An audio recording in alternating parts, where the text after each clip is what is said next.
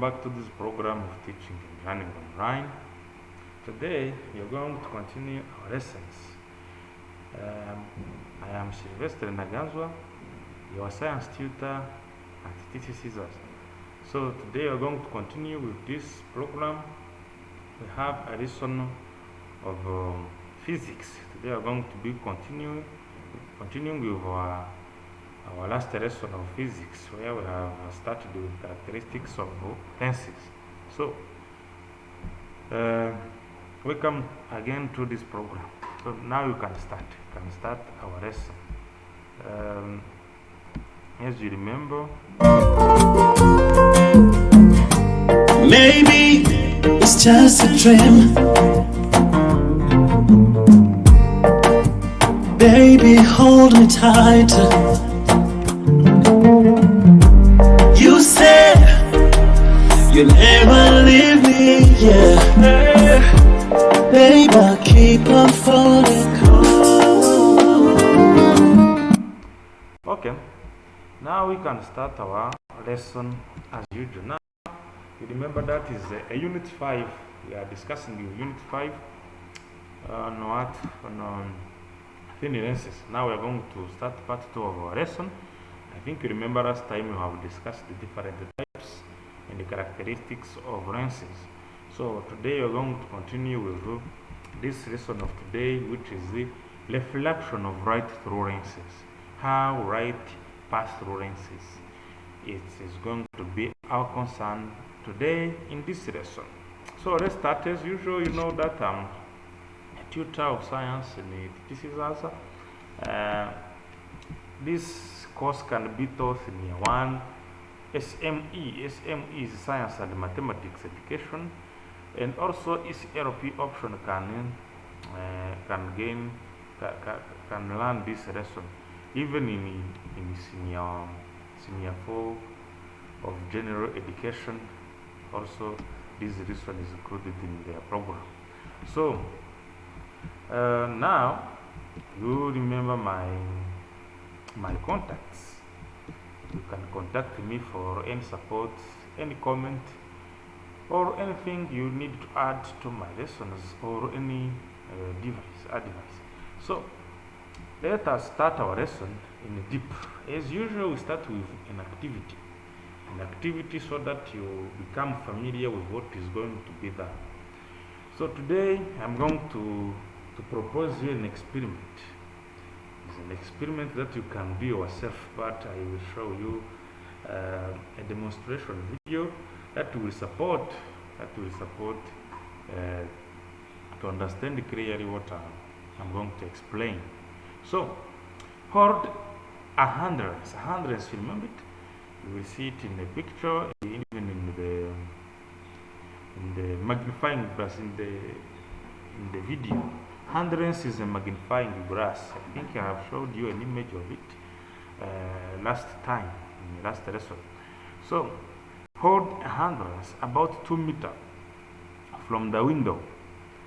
Look through the lens, but there is a caution here. Do not look at the sun.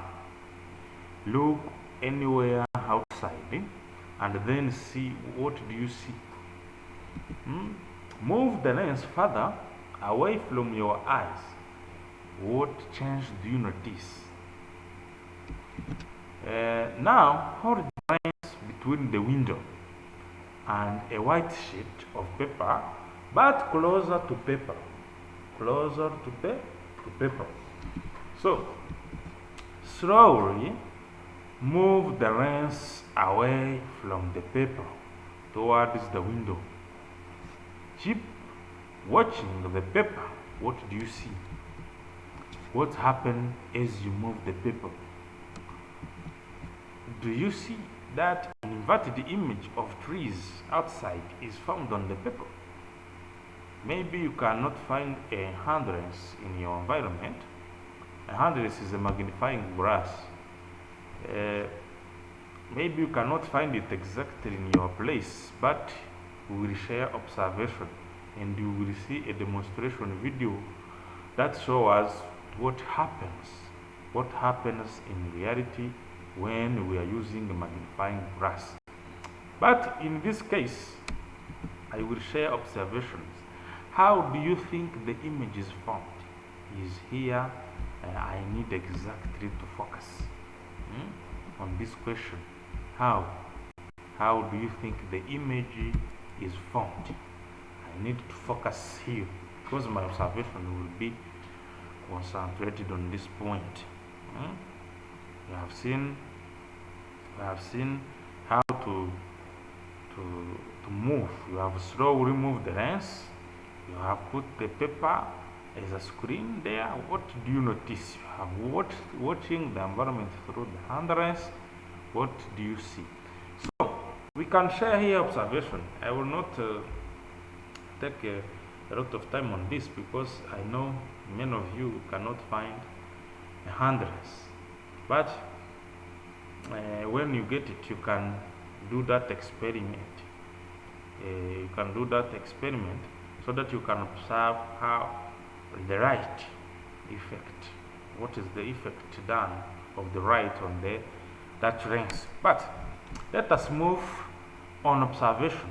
Hope you will do it yourself. Rays come from all points on the object. Means that sunlight releases a lot of rays in the environment. Means that everywhere rays come from all points on the object.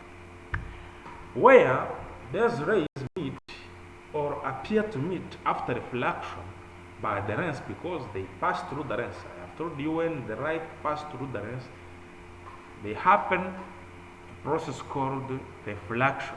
So where those rays meet or appear to meet after reflection by the lens is the position of the image. You have seen on the paper that the image of trees have formed on the paper. So objects outside are inverted or reversed. When you do this experiment, you will see that object will be inversed. You will not see exactly the trees outside the window will not be erect, will not be upright, will be inverted. So the objects are magnified. It will be magnified. It will increase in size. You will see on the screen their size is increased. So image is formed on the paper. If the paper is moved away, the image becomes blurred. So this is the action of light. This is the effect of light and the reflection through the lens. Rays come from all points on the object. I've told you that where they appear to meet is where the image is formed. That is the position of the image. So here you can see that there is effect of rays of this magnifying glass, which is the lens, on the light that pass through it, which is the reflection. You will see that the trees are magnified. You have seen that the trees will be inverted. Those are the effect of reflection. So let us do some demonstration about this effect of light. The effect of light by the lens. How the lens affects the light that pass through it. So let us have an experiment here. This experiment will show you that the light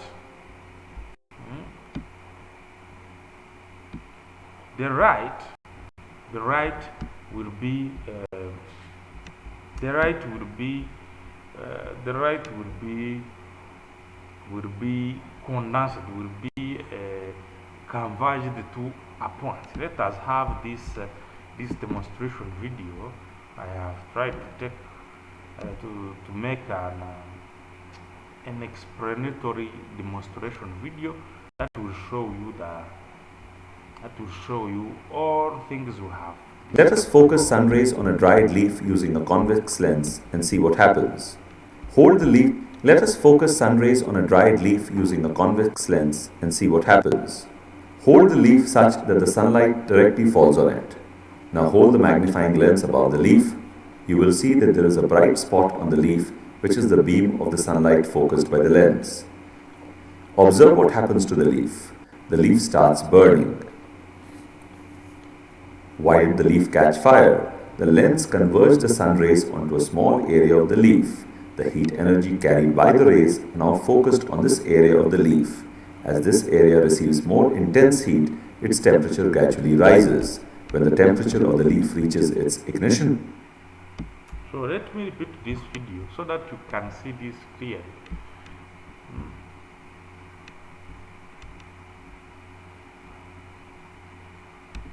Let us focus sun rays on a dried leaf using a convex lens and see what happens.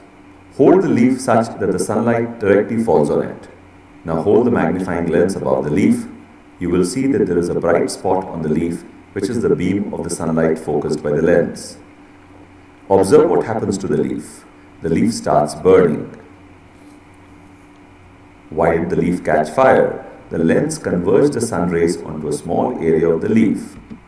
You see, the light of the sun, the light is everywhere. The light is condensed as a single beam, and then it becomes a strong ray, a ray that is highly containing energy, so that they can burn this light ray. So this is because of the effect of refraction. Reflection of light through rays is what we are going to explore, how the light behave after being reflected by rays, by different types of rays. We have seen that there are two types of lenses. I think you remember two types of lenses. There are converging lens and there is also a diverging lens. This is a converging lens that converge light. Right beams are spread out everywhere, the light from the sun. And then it is condensed by what? It is condensed by, converged by what? By this hand lens, which is a convex lens, and then start to burn because light are close together so that they can increase the amount of energy that are included in the sunlight. So now I'm going to continue with my presentation so that you can understand clearly how the light are reflected by lenses. How lenses reflect light. You will see that through my introduction, we're going to enter in deep how ray tracing diagrams are done. Means that we are going to see there is ray, there is light that is going to be reflected. So the reason why we're going to trace rays. The rays are going to be traced through a diagram that describes the behavior of light when they are reflected by lenses. So there are some things that are important. You have to notice those things because are the fundamentals. They are fundamentals for understanding ray tracing diagram. How converging rays behave when light pass through it. We will use lines and arrows and different diagrams. The reason why we call it ray tracing diagrams. So the first one is the position of the object. Position of the object according to the lens. Compared to the lens, what is the distance between the lens and the object? There are some reference points that we are going to explore. So notice that an image cannot be seen on the screen irrespective to the position of the object. You have seen in the first experiment that when you increase the distance between the lens and the window, you will see the image will be blurred. Means that the position of the object affects how the image will be formed. So the nature of the image formed by the convex lens depends on the position of the object along the principal axis of the lens. There is a point here which is highlighted, the principal axis of the lens. what is the principal axis of the lens. This one. This is the keyword here. So we're going to explore it. So you can see here, this is an image, as you have seen in the last time. What type of lens you can see here? Type of the lens here is a convex lens. Is a convex lens. So there is here what I can call F1. There is 2F. Also on the other side there is F2 and the 2F2. This is the reference point that I am telling you. When the center of the lens here, in the center of the lens, when you try to trace a line here, and that's passing through the lens up to here, you will see that the lens have a center at the point O, which is symbolized by this plus sign. So this is the center of the lens, and the line that is passing through the center of the lens is called the principal axis. Means this horizontal white line is called what? Is called the principal axis. On the principal axis is where we take our reference point. Here there is a distance that is between F1 and what? And the center O. This is called the focal length. You will see the all images will be formed referring to the ray passing through this point or this point. Means that there is this double. When we double this distance, we call it the 2F. Means that this when we try to make the whole you have seen that is the half of the square. This is the half of the sphere. This length is half of the square. When we start, we try to make the whole one, you will see this will be the center. The half of the center is called F1, which is the focal length. And when we double it, we get this center of curvature for this. You will explore it in the next chapter. This one is like a reference point. Those F1 and 2F will be referring to them as what? As reference point. Means that when you have a lens here, the distance from the F1 from the center of the lens to F1 is called the focal, and the double of this distance is referred to as 2F. Is those reference point will help us to locate our image and object. So the principal focus of the lens plays an important part in the formation of an image. The formation of an image by a lens, since parallel rays from the object converge to it. I have told you it will take a large part. It has an important. It plays an important role when we are tracing the image. So, and thus we consider point F and 2F when describing the nature of the image formed by the lens. Means that they are like a reference point here. You will be understand it when we start to see the rays. So rays, there are 3 rays to form an image. We need to trace 3 rays. How many rays? 3 rays. Means that we need 3 rays to trace our image. To locate the image formed by the lens, we need 3 rays. Those rays, we are going to explore it in deep.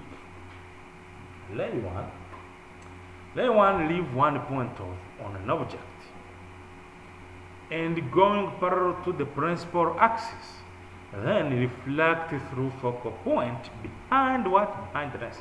As you can see here this is behind the lens, this is before the lens.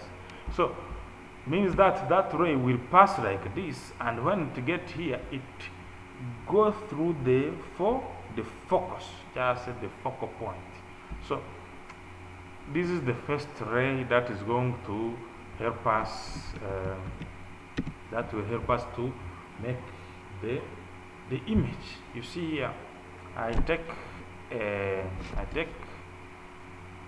have taken convex lens as reference, as a point of reference to understand where those rays that is going to be used to form an image. Means that those rays, where they converge, where they seem to be meet, where they meet, exactly where they meet, is where the image will be formed.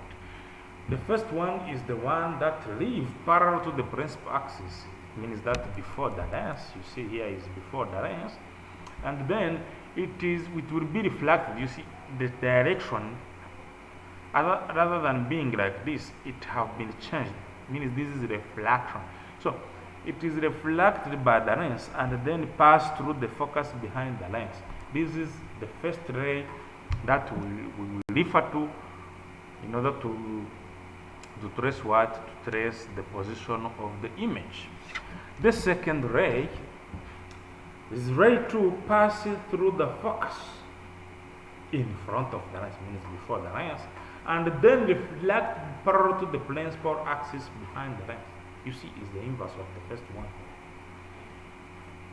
In front of the lens is passed through the focus, you see. It passed through the focus, as you can see.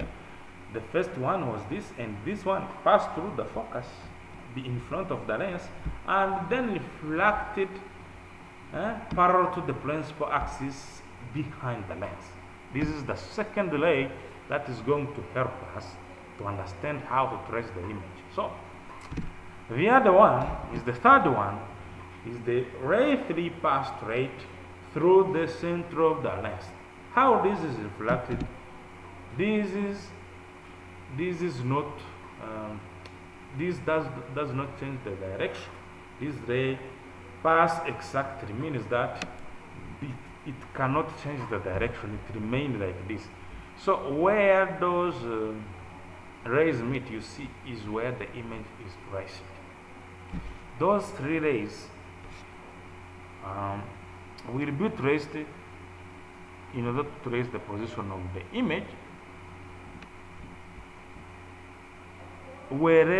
from wherever the object is placed. It can be placed here, it can be placed here, it can be placed far away, but we will try those three rays in order to trace the image from what? From lenses. So the point where those three rays cross is the image point for that object point. Means that where they meet is where exactly is the image. Actually, any two of those rays will suffice to locate the image point. Means that you will see that the third one is optional. It is optional. You can trace those two and then you find the position of the image. But it will be better when you verify it, because drawing the third ray can serve as a check. Means that is like an optional ray tracing. So you can trace the position of, you can find the position of this image by using two of those rays. Okay. So some images also have property. Let us pass through it very quickly so that we'll go case by case, referring to the position of the object. We will go through these steps. We will see each case, the case referring to the position of the object. So let's see the general properties of the image that you will describe. Image can be larger or smaller than the object, or same size as the object. All three cases can happen, but it will happen sometimes you will find the image which is larger than the object. You will describe it as property of the image form. You will find also this when sometimes the object the image will be smaller than the object. You will also describe it in properties, and it can be also the same size as the object. Also, this is a property of the image that can be formed. So when an image is larger than the object, we say that it is magnified, as I have told you in the first experiment. So when we say that it is magnified, when the image is larger in size compared to the object. So when it is smaller, we say that it is diminished. Those are the specific terms used in optics. So image can be inverted or erect. When it is inverted, means that it is downward, but we say that it is erect when it is upright, when it is upwards. Means that when the image is upward, we say that is erect. When it's inverted, we say that is inverted. When it is downward, we say it is inverted. So sometimes you will see image referred to be real or virtual. So when do we say image is real? When we say that image is real, we say image is real is when image which can be formed on the screen. On the screen means that on the other side of the lens. All real image formed by the convex ray are inverted, but this is a property for convex lenses. So the virtual image is the image that can be only seen by removing the screen or placing an eye in its position. We say that the image is virtual, means that when the image is formed in this direction, you see, is behind the lens. It is where you can see the image. When you see the image in behind the lens, you will say that it is a real image. But when the image is like this, when the image is in the same position as the object, referring to the lens, you see the object and the image are in the same part, in the same side compared to the lens. When we referring to the lens, they are in the same side. Here we say that the image is virtual. So those are property. When you are asked to describe the property of the image, you will also say if it is real or is virtual. Means that you have to pay attention on this point, where you will say, you will describe, you will determine if it is real or virtual. When the image is formed in the other side, you will say it's real. When it's formed in the same side as the object, you will say that it is a virtual image. So now I can go to graphical construction, which is ray tracing diagram of image by converging rays. We are going to start with converging rays, because in converging rays you will see it's totally different compared to diverging rays. So case one is when an object is placed at a distance greater than 2f. I have told you that we refer to f and to f. You see. So here you can see here we trace the first ray, which is the ray which is parallel to the principal axis, and then it is reflected back, passing through the focus on the other side. We are using a convex lens because the converging lens. And then the second ray will be what? It will be the ray that passed through the focus in front of the lens and then reflected passing parallel to the principal axis in behind of the lens, in the side behind of the lens. So you see, where they meet is where the image is. We have seen that all the image formed by what? Or image formed by converging lens, they are inverted. So here you see our image is inverted. So here is where you are asked, describe the property of this image.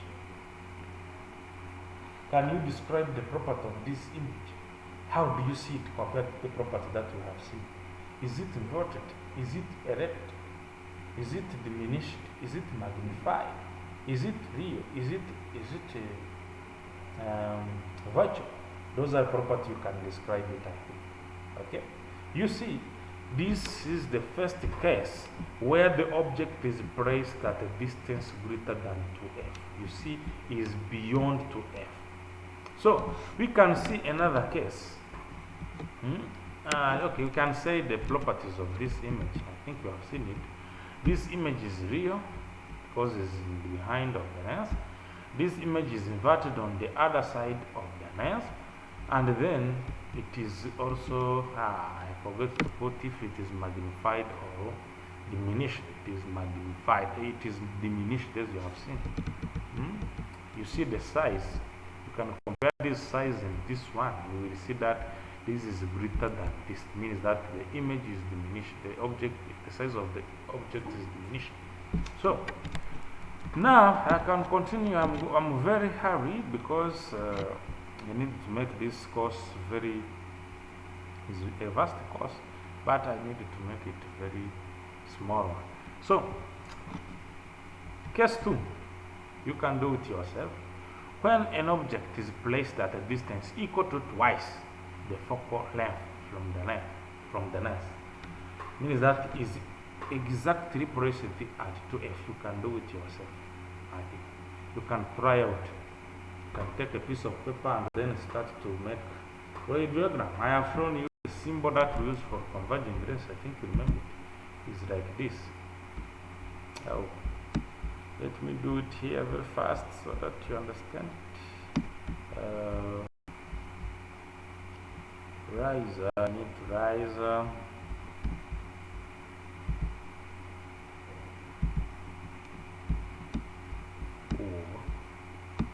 Okay, so let me do it. We can make this lens like this, and then this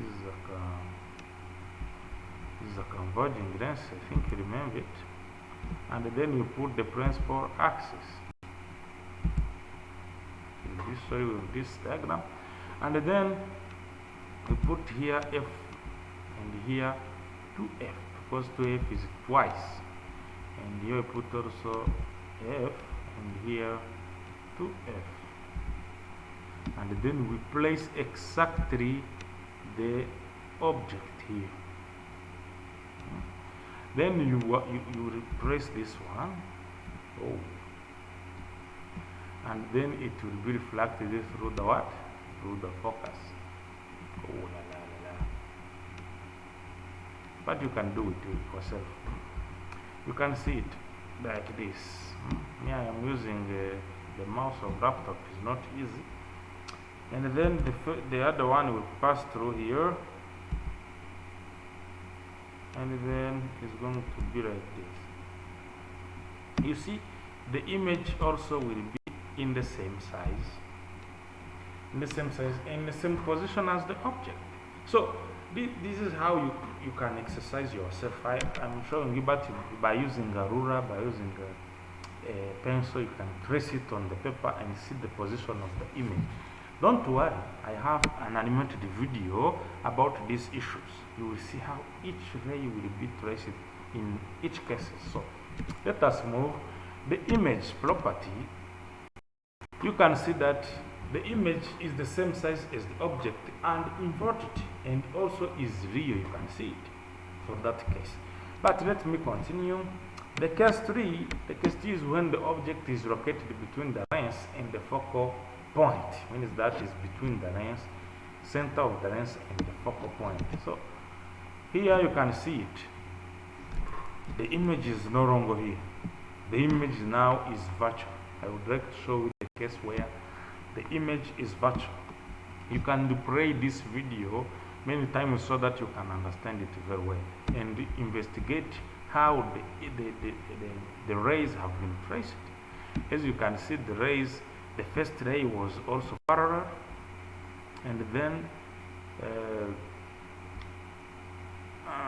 the first one was parallel to the principal axis, and then deflected to the passing through the focus, and then it has a projection in this side, you see. And then here also, this one is going to pass.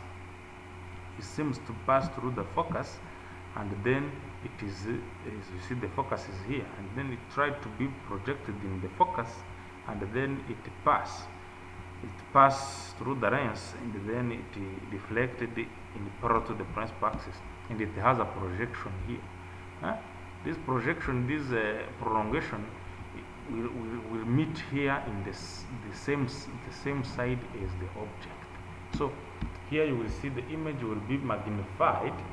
You see the image is magnified and is virtual, of course, and also is erect upright.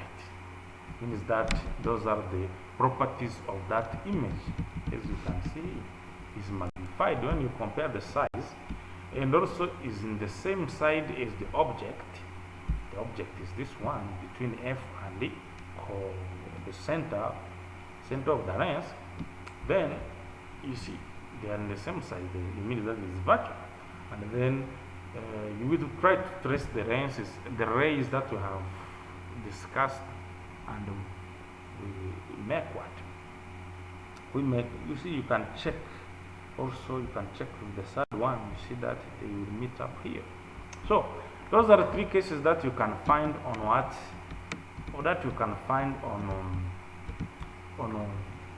convex lens. But this is summarized in an animated video. You can see it here. This is an animated video. I can show you this animated video. So this animated video is here. You can see the image by convex lens. By convex lens, I think you will have a clear understanding about this. So let me show you this video, and then I will come. Hi. In this video, I'll explain about the concept of. Hi. In this video, I'll explain about the concept of ray diagrams for a convex lens, taking the object in 5 different positions. So firstly, we look at the convex lens itself. It's a double convex lens. It's bulged on both sides, and you can see a vertical kind of bonding in between, as if 2 shallow glass dishes have been stuck together. So we'll put a light source on the left hand side, and we will draw a principal axis through the center of the lens, as you can see the white line, and put in which is the focal length, as you can see, and 2f1, which is double of the focal length. It's the same thing we do on the right hand side of the lens. We draw f2 and 2f2. The intersection of the white line, which is the principal axis, and the vertical line through the center of the lens is the absolute center of the lens, is marked as O. Let's take an object at a simple position, 2f1. We draw 3 rays. The green ray parallel to the principal axis. It will refract, bend, and pass through the focal point f2. The red ray, which passes through the center of the lens, will not change its direction and will go the way it came. The blue line will pass through the focal point f1, and it will become parallel to the principal axis. The blue ray behaves in fact opposite to the green ray, as you can see. Now the image is formed by the meeting of these 3 lines. The 3 things are, it's inverted, it's real because real rays are meeting there, and it's of the same size as the object. So always we talk about 3 things for an image, and if we can describe the image in its 3 parameters, we would be on top of a ray diagram. Now let's move the object a little far away from the lens. The light source is still on the left, so a point to remember is the rays of light will always move from left to right. They will never travel from right to left. So now the object is stabilized, and we do the same thing that we did before. We draw a green ray parallel to the principal axis, another colored ray passing through the center of the lens, and a blue ray passing through f1. So they will behave as they behaved before. The green ray passes through f2, the orange ray continues, and blue ray becomes parallel to the principal axis, and they're all meeting at a point. An image is formed. And the 3 things about this image are: 1, it's inverted. The second, it's real, because real rays are meeting there. And the third point is that it's diminished in size. I just want to remind once again that the 3 colors of rays are just for the purpose of remembering the ray diagram and for the purpose of explanation. The light source being a white light source, all the rays of light are in reality white in color. Now let's move the object to another position between f1 and 2f1. This is an important position, and I'll tell you why. So the object is now stabilized in its position. We'll do the same thing as we did before. The green ray parallel to the principal axis, the orange ray through the center, and the blue ray through F1. You can now guess what's going to happen. So the rays will travel till they all meet, and they seem to be going on and traveling a pretty long way before they meet, which indicates that we're going to get a large image. The image is really large, and you can see the three things about this image. Number one, it's inverted. Number two, it's real, because real rays are meeting there. And the third thing is that it's enlarged or magnified. This magnification obviously is useful in a compound microscope, and if you get a question on a compound microscope, you will probably have to draw this ray diagram. And of course, a compound microscope uses more than one convex lens. Next, let's put the arrow very close to the lens. Now, as I said, the rays of light can't travel backwards, so you won't get a third ray or a blue ray traveling through F1. We just draw two rays and complete the ray diagram. The first ray will be the green one, parallel to the principal axis. The second ray will be the one passing through the center of the lens. Now here, even as they travel, you can make out that they are diverging. So the image will not be formed on the right hand side. So to form an image, we'll have to project them backwards using dotted lines to create an image. And the green dotted line and the orange dotted line meet at a point, which is good. So you get a arrow there colored in pink, and the three things about this arrow are: number one, it's erect, it's not inverted. Secondly, it's virtual because dotted lines are meeting there. And third thing is it's enlarged or magnified. So that was a description of how we can draw ray diagrams successfully.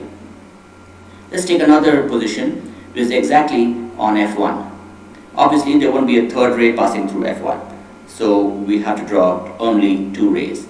So we do the same thing: the green ray parallel to the principal axis, the orange ray through the center of the lens. Here we see that they are parallel. So even if we draw dotted lines behind them, we will never be able to make them meet. That means that there won't be any image.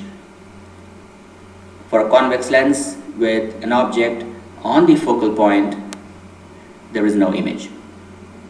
So that's all there is to a ray diagram for a convex lens, and I hope this.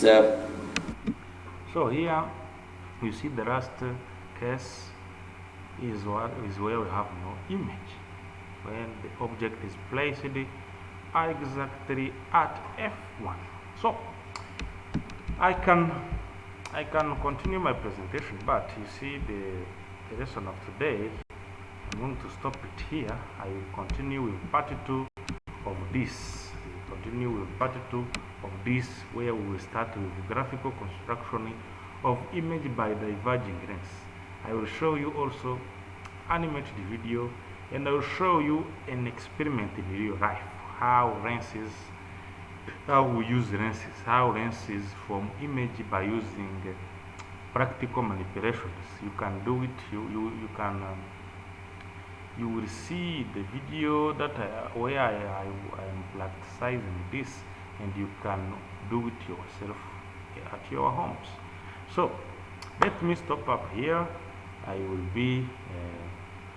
be back next time in exploring the second part of this lesson, which is graphical construction of image by diverging lenses. Thank you so much. Thank you again for participating in this lesson. Hope you have enjoyed it. Maybe you will give me feedback, commenting on my YouTube channel, or writing me a message, WhatsApp message, or another by using other social media platforms where you can find me here. Maybe it's just a dream. Baby, hold me tighter. You said you'll never leave me, yeah. Baby, I keep on falling.